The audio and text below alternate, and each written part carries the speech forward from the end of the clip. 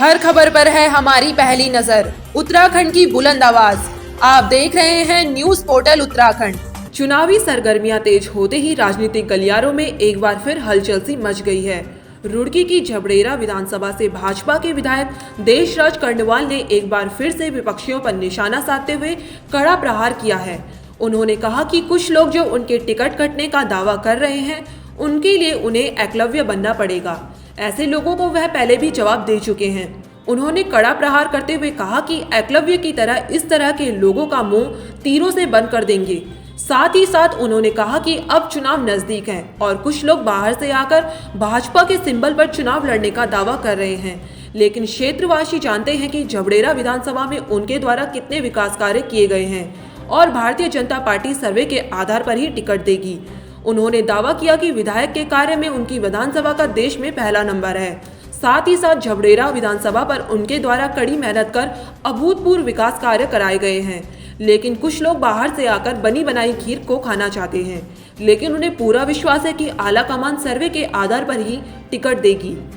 देखिए, जो मेरी मेहनत है विधानसभा झबरेड़ा में, उस मेहनत के बल पर मोदी जी के नेतृत्व में, धामी जी के नेतृत्व में, हमारी पार्टी के राष्ट्रीय नेतृत्व ने और प्रदेश नेतृत्व के द्वारा जो वो सीट मजबूत हुई है, तो उसको ये चाहते हैं कि वो बनी बनाई खीर है, कोई भी आके खा ले। कोई आ रहा है देहरादून से, कोई ऋषिकेश से, कोई लाल ढांग से। मैं समझ में नहीं आ रहा मेरी कि आखिर बनी बनाई खीर जिन लोगों ने वो बनाई है, आखिर वो भी तो है, उनमें मैं भी हूँ। तो क्या लग रहा है विधायक जी, कहीं ना कहीं पैराशूट ताड़ने के चक्कर में है क्या बीजेपी इस बार? बीजेपी, भारतीय जनता पार्टी सर्वे के आधार पर टिकट देती है।